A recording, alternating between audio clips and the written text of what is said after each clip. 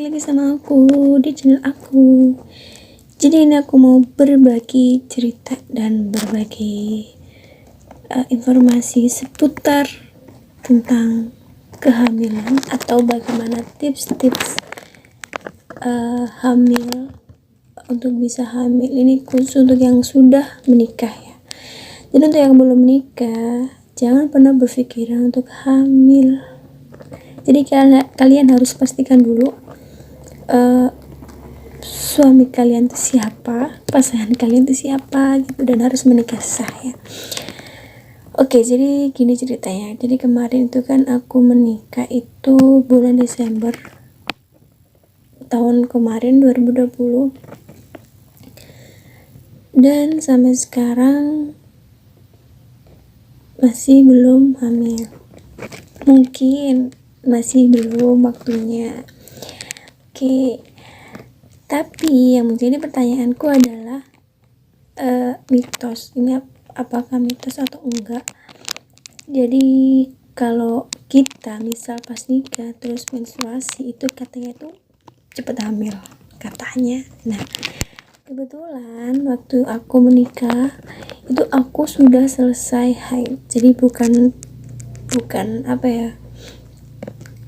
waktu hari H, waktu resepsi itu aku menstruasi, enggak. Jadi pas akadnya itu aku udah selesai menstruasi gitu. Nah, katanya sih cepat hamil, tapi ternyata sampai bulan kelima aku masih belum gitu. Dan aku nggak tahu itu kenapa, mungkin karena memang belum waktunya juga, atau karena memang aku sama suamiku disuruh untuk menikmati masa-masa berduaan. Itu juga aku nggak tahu, tapi aku saking pedenya itu aku sempet beli test pack tuh banyak, dan ini adalah test pack pertamaku. Jadi ini bulan Januari aku cek, kelihatan nggak? Kelihatan ya. Oke, nanti aku akan video sendiri. Jadi ini adalah test pack pertama aku. Ini tuh dengan bedanya aku tuh beli test pack, padahal kan seminggu 3 hari sebelum aku mens itu aku udah ngerasa tanda-tandanya, tapi saking excitednya aku, katanya kan aku cepet hamil gitu kan kata orang-orang, tapi ternyata masih belum dan hasilnya itu negatif. Oke, bulan kedua Februari aku beli lagi, aku coba tuh. Jadi bulan kedua tuh aku coba test pack sampai 2 kali. Jadi ini yang akurat tuh. Jadi yang akurat ini yang katanya tuh bisa ngecek seminggu itu bisa kelihatan gitu kan. Jadi ini harganya kan kalau nggak salah 12,5. Oke, dengan PD-nya aku beli, hasilnya tetap negatif.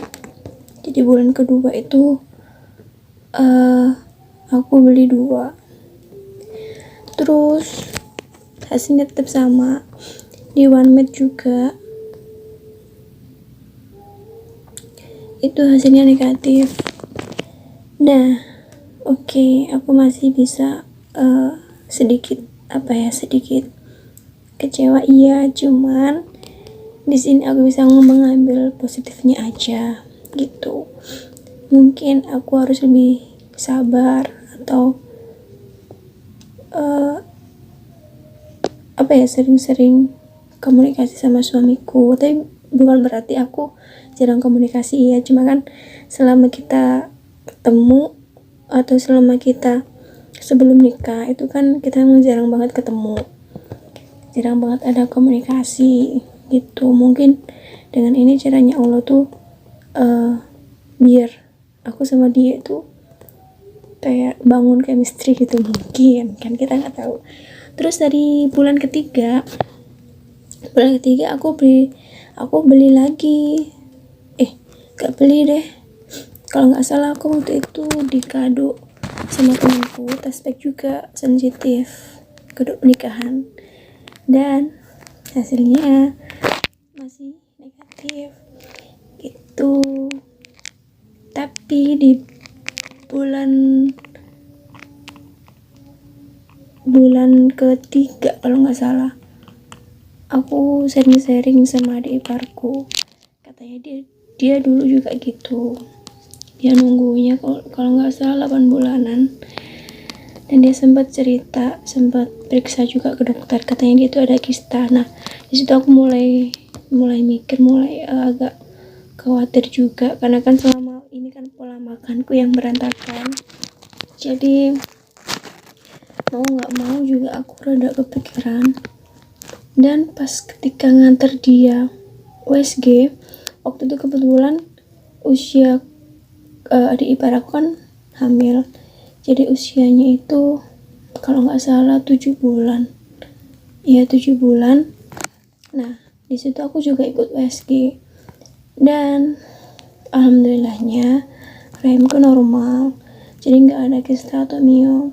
Tapi waktu itu dokternya bilang nggak bisa memastikan bisa punya anak atau enggak gitu. Dan disitu aku mikir sedikit lega, tapi juga ada deknya gitu loh. Kok dokternya bilang gitu ya? Oke, mungkin lain kali aku akan periksa lagi ke rumah sakit gitu. Lalu ini yang buat bulan keempat juga gitu sama. Aku periksa, aku beli tes pack, dan hasilnya tetap masih negatif gitu. Jadi di sini aku udah mulai ikhlas, jadi kapanpun Allah kasih aku siap. Tapi dan di bulan keempat juga mulai tidak mengenakan, karena tetangga mulai menanyakan. Setiap kali ketemu orang pasti dia nanya, udah isi belum? Udah isi tah? Selalu nanya gitu. Oke. Dan disitu mulai rada berusaha untuk menguatkan diri, berusaha untuk menguatkan mentalku. Ternyata gini ya rasanya gitu. Aku lihat teman-temanku ada yang 4 tahun masih belum, 5 tahun juga masih belum, bahkan ada yang sampai 11 tahun juga masih belum, tapi mereka sabar gitu. Oh ternyata di sini aku nggak sendiri. Oke, jadi aku berusaha untuk sekuat mungkin untuk nggak down dan menguatkan diriku. Lalu menginjak bulan kelima, ini sempat buat aku seneng, karena bulan keempat itu aku mens tanggal 30, dan bulan ketiga mensnya kan tanggal 30, terus bulan keempat tapi tanggal 30 ini kan aku sempat telat, 30 April kok aku belum head ya, aku rada seneng gitu kan. Ya udah, semoga aja ini tuh hadiah setelah hadiahku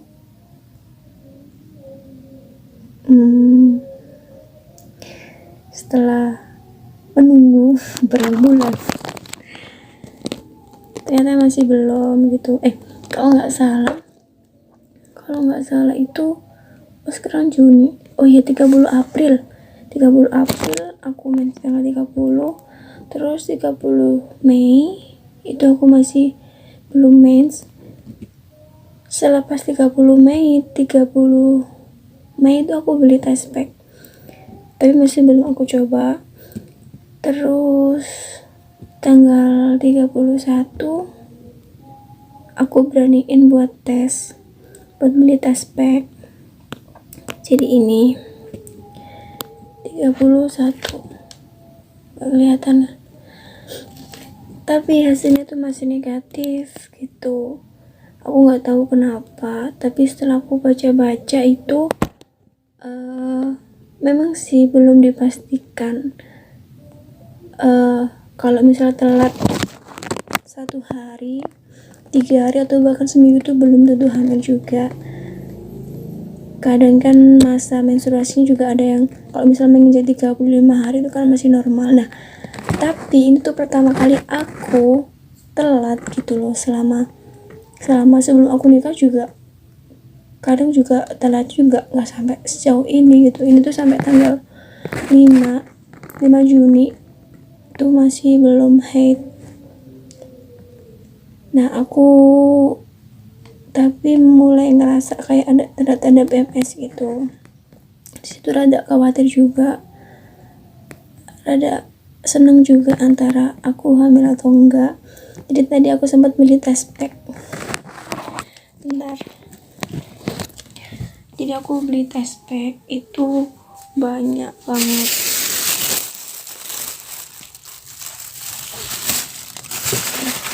Jadi ini aku beli 4 one med. Saya beli 4 saking apanya, saking aku excitednya, saking aku kepinginnya lihat kenapa aku sampai telat 5 hari tapi masih belum haid gitu. Apakah terus aku baca-baca juga bisa jadi telat haid itu karena pengaruh hormon juga, stres juga, pola makan juga. Tapi selama 1 bulan terakhir dibilang stres juga enggak. Aku malah seneng, malah lebih happy di bulan ini gitu, karena bulan Mei kan bulan kelahiranku gitu.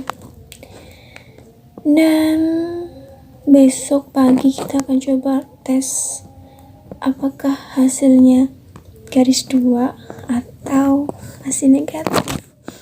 Oke, kita lanjut videonya besok.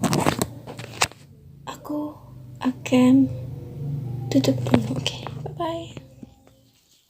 Oke, sekarang kita akan melakukan pengecekan apakah hasilnya garis 2 atau masih negatif. Jadi ini aku siapin wadah ya buat ada pipisnya.